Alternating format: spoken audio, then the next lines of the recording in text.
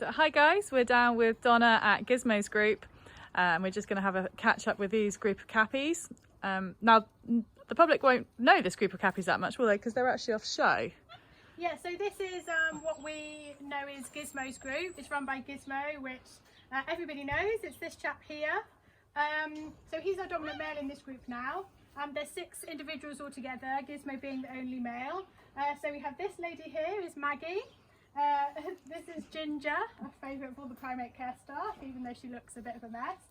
And we've got Sophia here, and then our dominant female just up there behind me is Maddie. We've also got Chuck in this group as well, who also came from the pet trade. You can have one as well. She's our latest arrival. She arrived here just over a year ago now. She's the lowest ranking member of the group, so she does tend to keep herself to the distance a little bit. I think she might be inside at the moment, but her confidence has massively grown and she will come over and partake in feeds now, which is really nice. Can you tell us a little bit about Gismo's background as well? Yeah, so Gismo was kept as a pet before he arrived to us at Monkey World. He was kept in someone's garden shed with no heating. He ended up with an injury on his tail, which, because it wasn't treated, it got worse and worse, and he ended up chewing it, and now you might be able to see he's got a much shorter tail than the others. Since arriving at the park, he has struggled a lot socially. He seemed not to really know how to interact with the other capuchins, which has made it quite difficult for him in the past. But now he's in this group, he's actually doing really well. He's flourishing. He's interacting with the capuchins more than I've certainly ever seen him in the previous groups that he's been in. So yeah, it seems like he's found his place in this group now, which is really nice. Lovely. Is there a reason this group's off show? So this group was developed originally when we got a new individual. Winslow was ousted from Franco's group. And in addition to those two, the females are kind of misfits from other groups that just weren't really doing very well socially. And so we decided actually a smaller group might suit them much better. And they're doing really, really well. They're loving whatever we're getting. What are they having for a snack at the moment? They've got some waxworms here, which is one of their favourite. Of all the insects, they absolutely love the waxworms. So it's a bit of a treat for them. But yeah, Gizmo's just getting a little bit dominant. I was going to say, that's Gizmo's noises warning Maddie off. Is it Maddie? Sorry. Yeah, so he's just, so this is Sophia. Sophia. And he's just sort of asserting his dominance. I think he would like more worms than I'm giving him. So he's getting a little bit frustrated, and yeah, he just doesn't really want her to have any. If she came here, it would be easier for me to give her some. You're up there as well. Nice. So our supporters have asked some questions about the cappies, if you're all right to answer those. Yeah, I'll do my best. So Michael has asked how many different subspecies of capuchin are there at the park, and how do we tell the difference between them? So that's actually a really common question that we get. It's quite difficult to answer. The majority of our capuchins obviously came from the Chilean lab, and originally those animals came from the wild, but when they were in the lab they used to breed them and they would mix all of the species up. So the majority of our capuchins are actually a mixture of different species. I'd say we definitely have about 3 certain different species, and they do actually look really different. This is actually Chuck, just come over now, which is quite nice. So she's our newest arrival here at the park.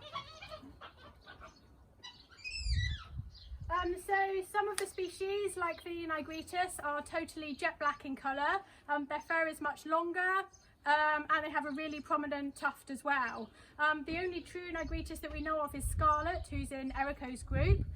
So she does look really different to the others. We've then got these sort of more blondie looking animals, which are your tufted capuchins. So they're more blonde all over, but they still have the black tuft. We've then got what we call the robustus as well. Again, they're fairly dark, they're more of a browny colour as opposed to the black nigritas, but their fur is much shorter and they don't really have much of a tuft on their head as well. So those are the 3 species that we pretty much definitely know of that we've got here at the park. Lovely. Who are the robustus guys here at the park? Is there any individuals we'd be able to pick out? Yeah, so at the moment we've got 1 robustus in Franco's group, so that's Digit. And we've also got Lizzie and Dot over in Sunny's group as well.